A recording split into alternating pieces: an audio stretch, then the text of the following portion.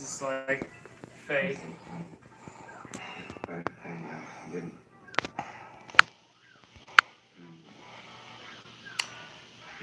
Who's that lady? Hey guys. No, I can't hear.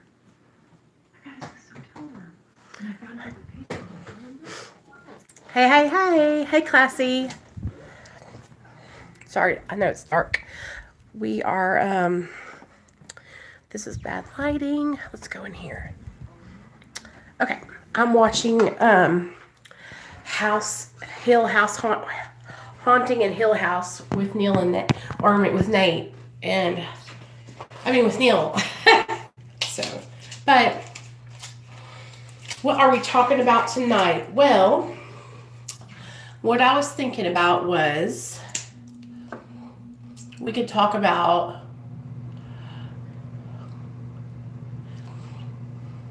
do you have any recommendations, Classy? Anything that you want to talk about?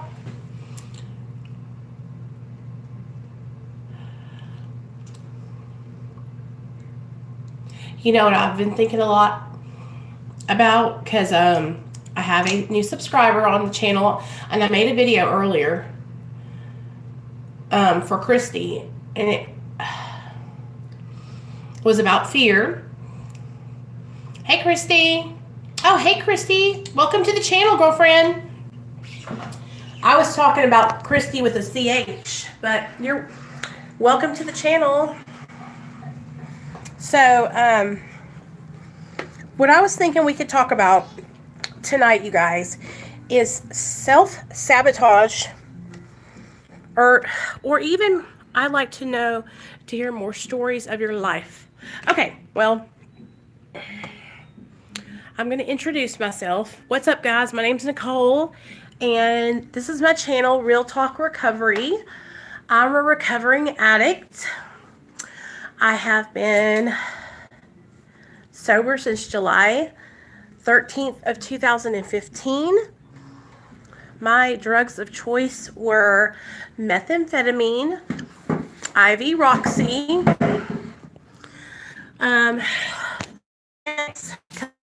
anything really. But if I had to choose just two, it was meth and Roxy. I utilize a medically assisted treatment program. Heroin. Okay, cool. Hey, Ken. So, I am on Suboxone, and I have been on it for about 3 years. I just started tapering at the beginning of this. Well, no, it was probably the end of December when I started. So, I'm down to 6 milligrams, and I'm working slowly but surely on getting completely off of it. But it's a process. It's a work in progress, you know? So, yeah, if you guys haven't already, go ahead and subscribe to my channel. On my channel, I just share my experience with recovery. Oh, yeah, okay, so listen, you guys. Sunday, I'm going to be having Ken on, and he is going to share his story with you guys, like his experience, strength, and hope. Ken is my friend. He's from Florida, and he's actually an ex-police officer. So I'm going to have him on the channel Sunday, and he's going to tell his story, you guys. He just recently lost his best friend. Hey, Robbie, what's up? And he's really going through a struggle right now. He's sober. He's staying on the right track, but he wants to share his story with you guys. And I want to give him that opportunity to have the extra support. So I'm going to have him on the channel, and we're going to do it. We're going to do an interview. Or right behind you, just put this there. Thank you. Okay. We're going to kind of do like an interview with Ken. So y'all, what time did we decide on, Ken? 2 or 3? 2? I think 2 p.m. Central Standard Time, you guys. Hey, Jason. Okay. Hey, Bless This Mess. What's up? Oh, Neil, Ken says hi. 2. Okay, 2 Central Standard Time. So, but that will be tomorrow. And I just wanted to start this live stream out with you guys and kind of like let everyone know that, you know, when I do these live streams and stuff, you guys are more than welcome to like share with each other your email addresses, or if you guys want to talk, you know, back and forth. Hey, Crazy Nurse Granny. So, okay, so I'm seeing a lot of people on here who have channels. So you guys, Crazy Nurse Granny has a channel. Saving Robbie has a channel. Bless This Mess, you have a channel, right? So you guys go check out these people's channels. Bless This Mess, Crazy Nurse Granny, and Saving Robbie, and then these 4 walls. So anyway, I'm going to share with you guys. So earlier today, oh, you're welcome. Save Robbie. That's what it is. So earlier today, I had one of my subscribers. Her name is Christy. She was talking about having that fear of relapsing, and she's on Suboxone, and she's been on Suboxone for 7 days. So she's really early in her recovery program. And so I wanted to share with you guys like a little bit about how fear can be a motivation. You know, it can be something that we use to keep us on the straight and narrow. Because for the longest time when I was in active addiction, I wasn't afraid of anything, you guys. I wasn't afraid of getting in trouble by the law because I had already gotten in trouble so much. I had already been arrested so much. I had already been to prison before, you know. So when you're out there and you're actively using and you are doling down your senses with drugs and alcohol, it's like you're not afraid of anything, right? But then when you try to get your life together, because you're not, okay, so here's the deal. When you're out there running and gunning, doing dope, you're not afraid because you're like putting yourself at the lowest standard, right? But then when we get sober and we've never like had our lives and lived our lives right, when we get sober, it's scary because we don't know how to do it. And we're holding ourselves to a higher standard, you know? And so here's the deal. Don't be, it's good to be afraid, but don't let that fear take over to where you can't, like, here's the deal. I remember when I first, I'm talking first 6 months. Hey, Bobby, I was tripping and I didn't want to leave the house. And my sponsor's like, come on now, Nicole, you got to come out to a meeting, girl, you know?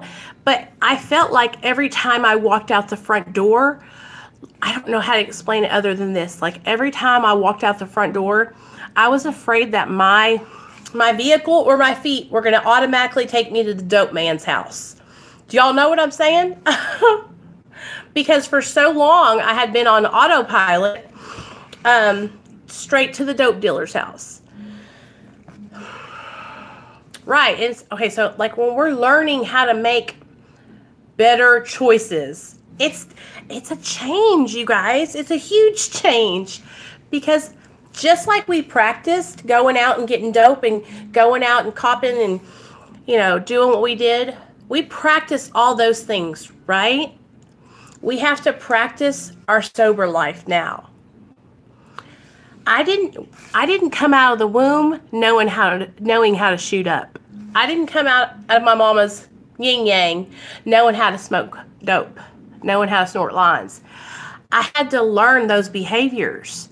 So just like we had to learn our negative behaviors, now we have to learn our positive behaviors, and we have to practice them so we can get good at them. It's the same thing, you guys. And so that's what we're doing now. By coming here and congregating with each other, you guys, and talking about recovery and talking about where we struggle and asking for suggestions and help. This is how we're practicing learning, right? Good job. Ken's got 6 months. That's awesome. Hey, Amanda T. Better choices, better results. Exactly. And it's uncomfortable at first because, for real, you guys, like, I didn't know how to not do. Okay, look, I'm just going to be straight up with y'all. I didn't know how to not steal. Like, I would go into the Walmart and I would think, I got to steal makeup. I've got to, you know, get these little pins that I can doodle with when I'm high. And so when I got sober, I had to practice not going and stealing from stores, you know. And I know that some of you guys might not have done that, but that was part of my addiction. Was I would go out and I would steal stuff and then I would trade it for drugs, because my addiction got to this point where, like, I had lost my good jobs. I was on the streets. I was couch hopping, you know, and I was having to hustle for the things that I had. So at the beginning, I had to learn how to live life the right way. And I'm not always perfect, you guys. Like, I make mistakes all the time. But what I've learned today is that I need to check myself every evening. Hey, Cassidy, what's up? Welcome to the channel. Hey, guys, Cassidy's got a channel too. If y'all want to go check him out, I found his video, and he made a video a year ago, exactly. I think a year ago, and it was called I Am a Heroin Addict. And I clicked on his video and I was watching it and I was like, hey, Chrissa, welcome back, girl. I've been missing you. Hey, Scottish. I clicked on his channel and I watched that video, and I was so afraid because I thought he hasn't uploaded any videos since. So I typed in and I was like, are you still alive? Because I find people's videos on YouTube that are either struggling with the disease of addiction or they're in recovery. And when I find them, if they haven't uploaded regularly, it makes my heart just like drop, because I think, oh my God, what if they died? Because I've lost so many friends from the disease of addiction, you know, and I don't want to lose anyone anymore, you know. And that's why I started this channel, you guys, because I wanted to share with you guys that it doesn't matter how you get sober, okay? It doesn't matter if you're on maintenance medication. It doesn't matter if you're a 12-step person. It doesn't matter if you're Celebrate Recovery. It doesn't matter if you use religion. It doesn't matter if you, I don't know, use nature. It doesn't matter what you do to get sober and live your life right. It doesn't matter what you do. You are welcome here on my channel anytime, no judgment. I just want people to be here and know that there's hope for recovery for their life. Because I remember when I didn't think that there was any hope. And I remember when I didn't want to wake up. I remember when I would go to sleep at night and I would shoot up and I would go to bed, well, pass out, and I would wish that I wouldn't wake up. And then when I would wake up the next morning, I would be so angry that I was still alive. So I don't even think that I knew what YouTube was when I was in active addiction, you guys. That's how actively in my addiction I was. That I didn't watch a lot of TV. I didn't do anything that was fun. All I did was cop dope and shoot up all day, every day. And so when I got pregnant with my son, a lot of things changed. And then I finally found recovery. And that's when I thought, you know what, this has got to be the last time. I've got to get my life together. And so I just want other people to know that it doesn't matter. There's no shame in needing help. And, you know, I used to think that I was weak because I couldn't figure out how to stay sober on my own. I used to think that, like, I must not have it together because I see all these other people living their life without drugs and I'm over here, you know, getting messed up. And so what I would do is I would tell myself that I had to do this on my own and that I should be able to do this on my own. So what I would do is I would tell myself that I should be able to do this. And so therefore I wouldn't reach out and ask anyone for help. I would just sit there and try to do it on my own. And that literally for 10 years, back and forth, back and forth, back and forth, right? I would go to treatment, relapse, go to treatment, get sober for a couple months, relapse, right? So I've been to 5 rehabs and I've been to prison 1 time. Now, once I went to prison, I knew I didn't want to go back there ever again. So I really worked hard to not go back. You know what I mean? But what I mean by work hard not to go back was I worked hard to not get caught doing the shit I was doing because I did not want to go back to prison. Because when you get fucking locked up, it don't matter what kind of prison it is. It doesn't matter if it's like, I went to one that was a boot camp. It doesn't matter if it's a boot camp or the, you know, big girl mean prison. It doesn't matter. A year of your life behind someone else's, a year of your life in a place where you can't leave, dude, I don't ever want to go back. You know, at least when I was in rehab, you guys, I could jump ship if I wanted to, right?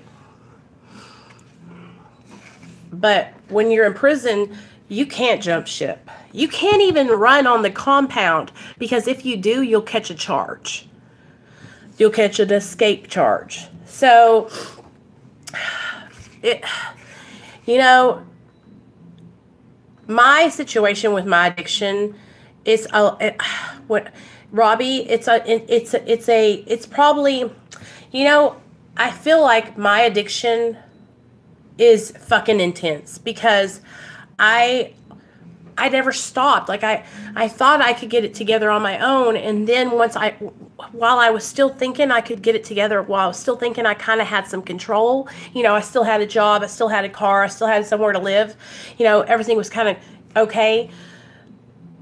Then I crossed over this imaginary line where I had no control. And then I lost my jobs. And then I lost my home. And then I was on the streets. Then I was sleeping in people's houses that I didn't even know. I had to ask customers that I worked for this grocery store, right? And I would ask these customers if I could sleep on their couch because they lived right by the store and I could walk to the store so that way I wouldn't lose my job. But I hope that through this channel and sharing with you guys these intimate of my life that I'm embarrassed of, that I cannot believe I did, right? I hope that through that people will understand that maybe they don't have to go down that far. You know what I'm saying? Or if they find my channel by accident and they are in the situation that sounds like it could lead them that way, you know, they'll hear it. You were saying that yesterday. Oh, that's awesome, Cassidy. Nicole, was that when you started shooting up? I started shooting up.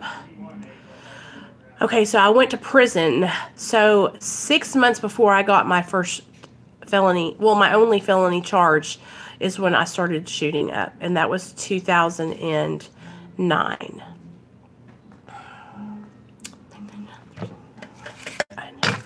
Jason Spider Monkey.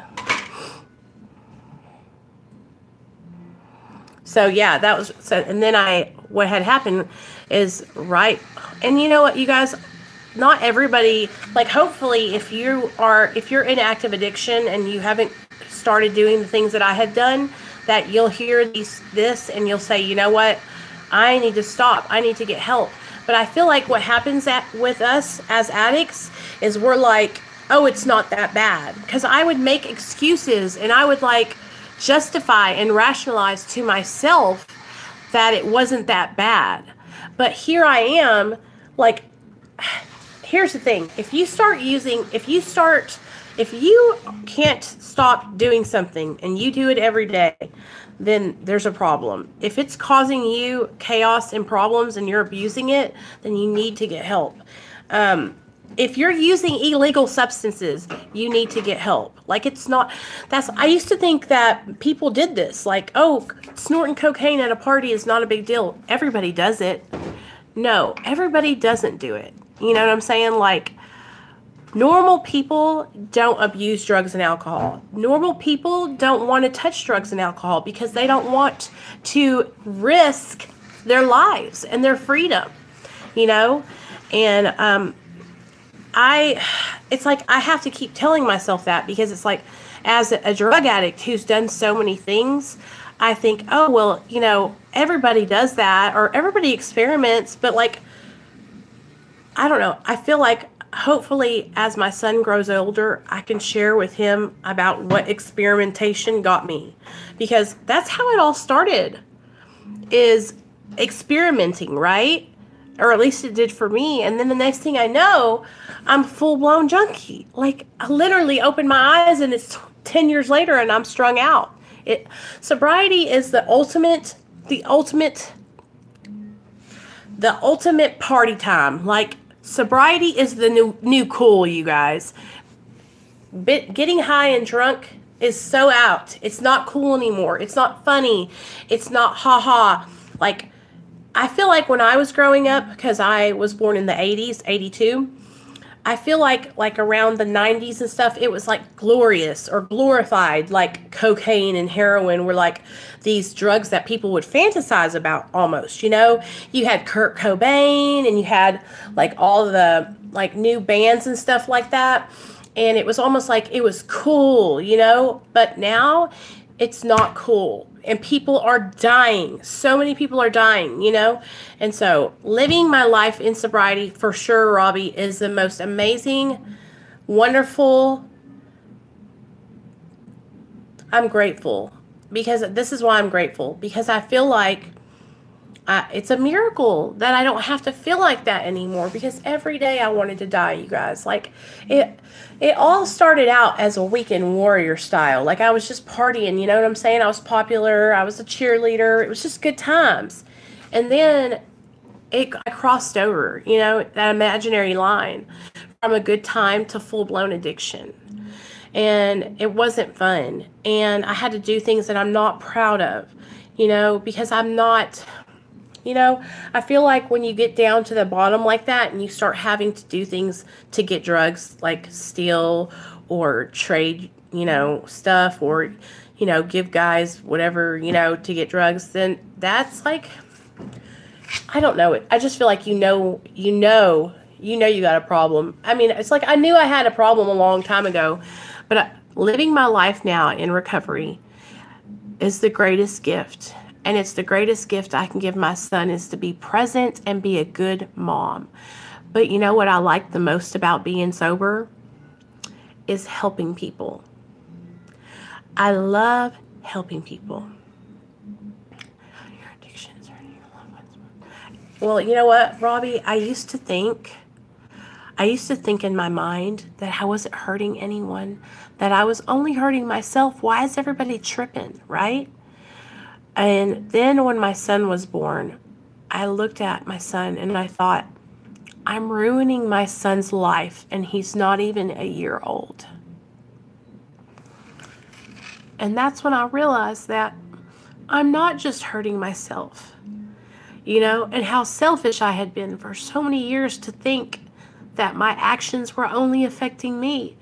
Because maybe I was only hurting myself physically, but all the people that loved and cared about me were worried about me all the time. My addiction, you guys, my dad and my mom kicked me out when I was like 18 or 19.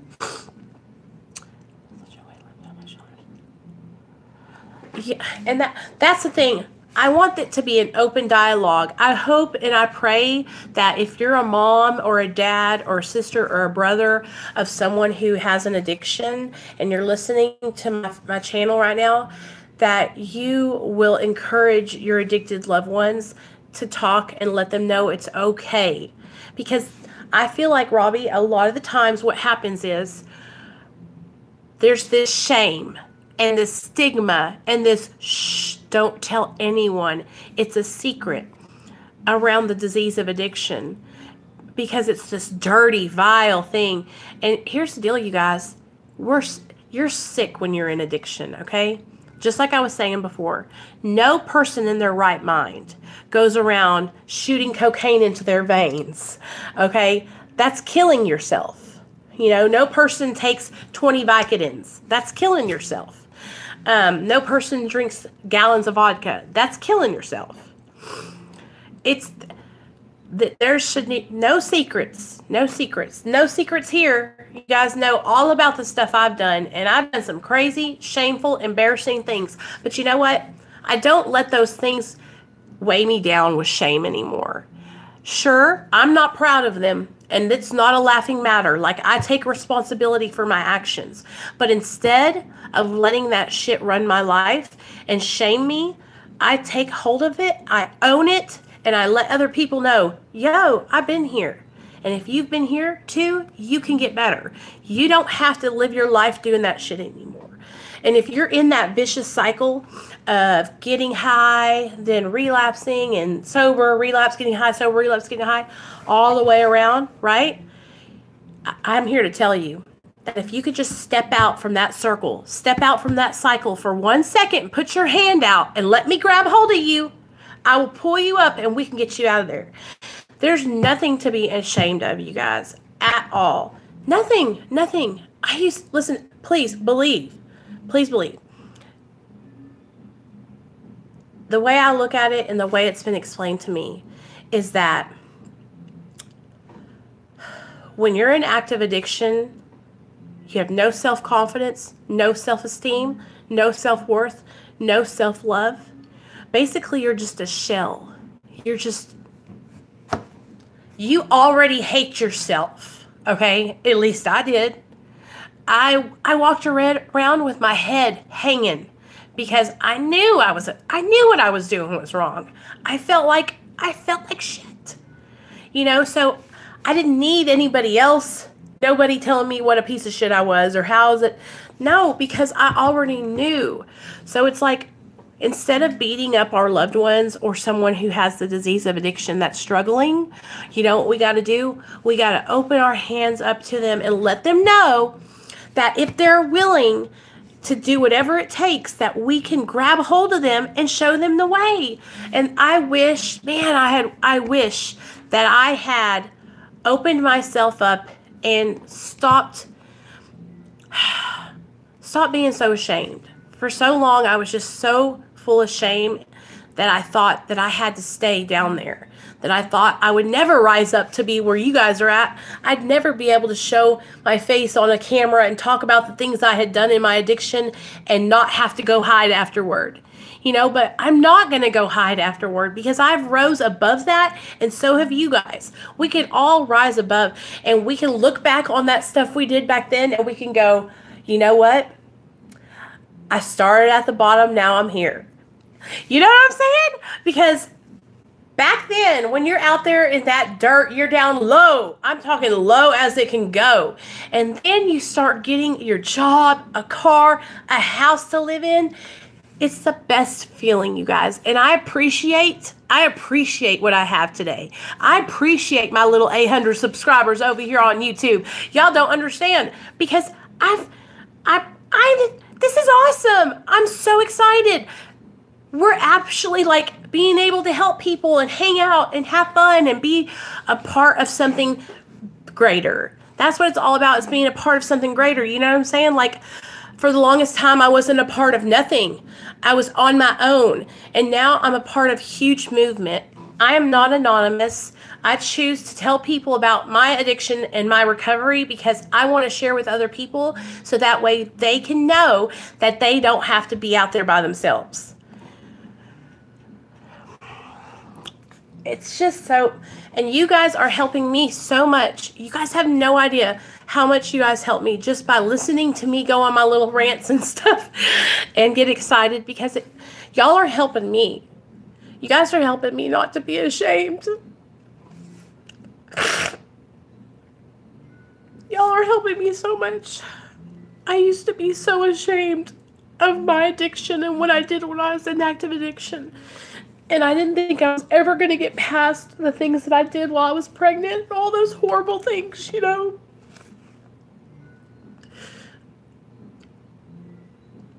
I love my son so much. And I'm learning now that I don't have to ever go back to that life again.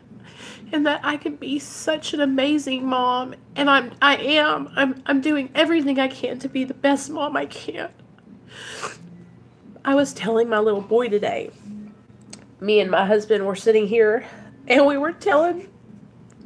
we showed Nate a picture of him when he was born. And I told Nate, you know that you saved my life, Nate? That's my son's name. Those that don't know. And I said, you saved my life. And he goes, how did I pick you up, Mom? And I said, baby, you didn't pick me up. And then Neil said, you picked Mommy up mentally. You helped save Mommy's life. And he goes, what did I look like? It's just like, he doesn't even know that if he hadn't been born, I don't even know if I would be here. I know that I did these horrible things when I was in my addiction with my son, you know, and I really let that keep me in hiding for a long time because I was so ashamed. And I still struggle with that shame. But I know that I don't have to go back to that. And my son is like this most amazing gift that God has ever given me. And I feel like it's God's way of, my son is God's way of saying, like, look, this is what you have to live for. Now you have purpose. Because for so long I just wandered and I didn't have any purpose. And so not only do I have purpose in my son, but now I have purpose with you guys. And I get so excited to come on here and do my lives with you guys. You guys help me so much. I was telling Neil that we're going to do a meeting tomorrow on the Hangouts. And I was talking to 3 of the girls that are in our Hangouts group, Shanna, Jessica, and Bama. And when I hung up with you guys, I was telling Neil, you know, that we were having a girl talk. And I have all these friends that live all over the United States, you know, who are sober, who are living their lives. Robbie, thank you for coming over. We really appreciate it. And you guys, don't forget, go over and check out Save Robbie's channel. I'm meeting all these awesome new people in different parts of YouTube, and I'm so excited about it, you guys. I love having all of you here to come over and hang out. And if you have channels, just comment down below and I will shout y'all's channels out. But I get really emotional because I'm just so grateful, you guys. Like, I don't ever want to go back to that way it was before, and I don't want to lose everything I've worked so hard for, you know? And I'm so proud of all of you. Like Jason, I'm so proud of you. I'm so proud of all y'all. Reminds me often of how I drove around with her high and having to lie to an officer. That is just how it's me. You know what, Amanda? It's hard when we have children that have been through it with us, you know, that are old enough to understand. But the only thing that you can do is live your life right now and show your daughter through your actions that you're different. You're still the mom, though, and that's when you have to put your foot down and let her know, hey, I'm the mom. Uh-oh. Okay. You let her know, like, I love you. I know that I hurt you, but I'm the mom still, you know? It's difficult. I can't relate to having an 18-year-old, but I can imagine how difficult it can be, you know? And I also know what it feels like to have the pressure, you know, of feeling like you're just not doing enough, you know. And if you've got children who are old enough to voice their opinions, I mean, my son's 4, y'all, and he voices his opinion at 4 years old.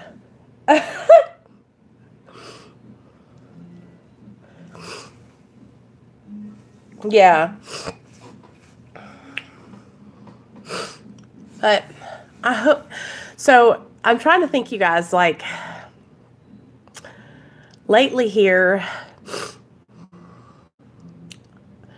you know, I was thinking about earlier coming on, and I was like, I need to chill out and start scheduling my live streams in the evening so you guys can get over here and we can all be here together, you know, because I get to going and I get kind of like flustered and kind of excited, and then I'm just like live streaming all day long.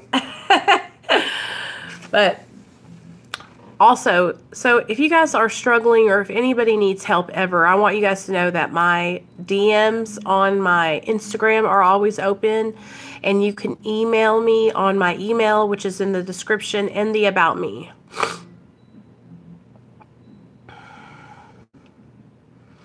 Shanna, so it does change and things get better, huh?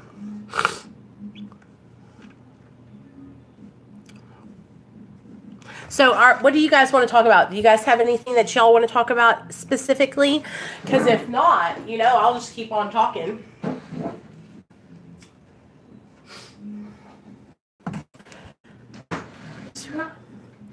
Hey, Christy. And telling everybody about you and your 7th day on your Suboxone, and I'm so proud of you.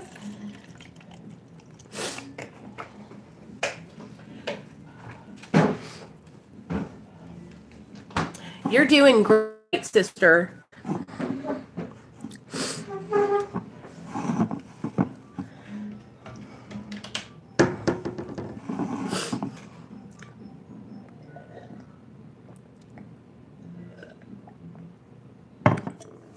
Christy, I added you to the Hangouts, just so you know. So when you go to Hangouts, you'll see you're in the support chat. They're too smart for their own good, Amanda. you know what I mean? Like, and you know what? That's another thing, you guys. Like, realizing that, like, I'm so grateful that I'm living my life right now because my son is 4 and he's so smart. Good deal. So, Christy, are you feeling okay? Are you feeling like the medication is balancing out, or are you feeling tired, or how are you feeling? And if any of you guys are on here that are on medically assisted treatment and you know, are ashamed or embarrassed, don't be embarrassed. Just think of it like this. Sometimes some of us need a little extra help. That's how I look at it. And I, for the longest time, wouldn't get the extra help. So I kept relapsing. And I was risking my life every time I would get sober, and then I would relapse, because I would get sober and then I would, you know, let my tolerance go down, and then I would shoot dope and risk dying of an overdose. So for those of you if you're on medically assisted treatment, methadone or Suboxone, do not be ashamed. You are doing great. You are making a good decision. And as long as you take your medication as prescribed, get yourself involved in some therapy and some meetings, then I promise you will be successful. I, for the longest time, had such a negative thought about medically assisted treatment. Me too, Amanda. And I really struggled with, I just struggled with it because I felt ashamed. I felt ashamed for needing the extra help. And I also felt like people thought that I wasn't serious because I was on Suboxone, right? Well, then I started wanting to share my story. I think I was right at my year sober. And I wanted to share my story, and my sponsor wanted me to share it. So I knew I was going to have to be honest, because I couldn't walk around not telling the truth. So I told the truth, and I got some backlash for it. I got a little bit of flack, but for the most part, you guys, I have gained so many amazing friends and so much support by telling my truth.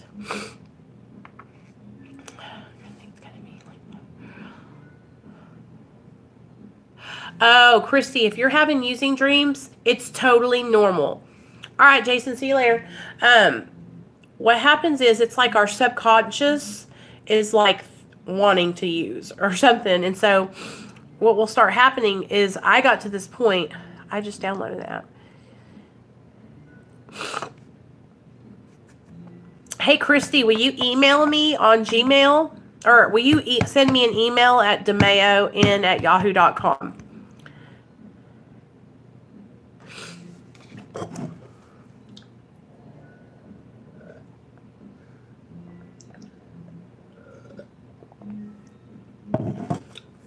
But Oh, about the using dreams.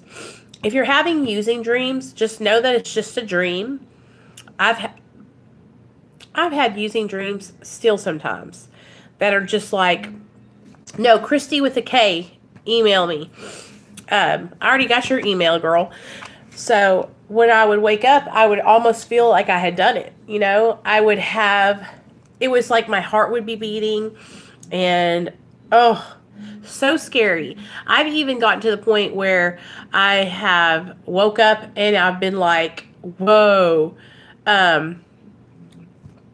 did I get high? You know, and that's how real the dream was, you guys. So just don't let those dreams trigger you to go out and use. Just know that it's a dream. This too shall pass. If you wake up in the middle of it, in the middle of the night, this is what I do. If I wake up in the middle of the night and I've just had a using dream, I just say, God, please help me. Please, peace be still. You know, and I just try to, you know, do a little meditating or put on some, like, I love listening to rain, you guys, on the, on my phone, like at night to go to sleep. It's the bomb. I just want you guys to know, like, I'm really so excited, and I thank all the new subscribers that are coming over to my channel. I want you guys to know that, like, I'm planning. I got lots of plans, okay? And like I said, Sunday, we're having Ken Kimberlin on. He's going to come share his experience, strength, and hope. So you guys are going to get to hear a guy tell his story, and you don't have to listen to me no more. But it'll be cool because I haven't had any males on my channel. So we're going to have some dudes on so that way you guys out there can relate. Also, if you are a man and you need help and you don't want to message me, if you'll just email me, I will email you back a guy's phone number to talk to if you guys need that. I know Scottish. I listen to him.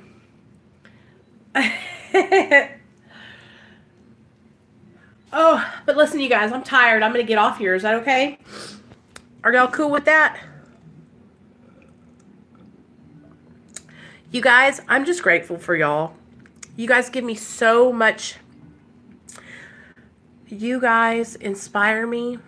You guys give me strength. You guys help me to stay sober. So, I love you guys. If you haven't already gotten added to the Hangouts chat, please email me and I will add you. Amanda, it's all good, girl. No big deal, y'all. Listen to me. Y'all know how much I like to talk. Y'all know I need somebody to talk to. So what better place than YouTube? Come on here and talk to everybody. So it really does. Y'all, it really helps me. So just so you know, like, it helps me. It really does. It helps me stay sober. You can ask my husband. I love coming on here and talking to you guys. But now I'm going to go watch that movie, The Haunting on Hill House. Hey, Doc. Y'all, that's Doc Park I was telling you about. If you haven't went over to his channel and subscribed, go subscribe to Doc Park. He's an addiction doctor. For real. Like a real doctor. And so he talks about medically assisted treatment and all kinds of stuff. So he's a really great guy, and he has a YouTube channel. So if you want to learn a little bit more, he has some great videos over there. So go check it out. And okay, guys, so yeah. And then tomorrow in the morning at 10, I will be on to do our morning meditation. And then tomorrow night, I'll be back on at 6 for our regular, you know, our regular little chit chat that we do at night. But tomorrow morning, we're going to kind of do, like, we're going to read out of the meditation book in the morning. And then we'll, like, talk about it and stuff like that. You know what I'm saying? So, and then on Sunday, like I said, we'll have Ken on at 2 to tell his story. So, anyways, I love you guys. I hope you all have a great night. Stay sober if you need.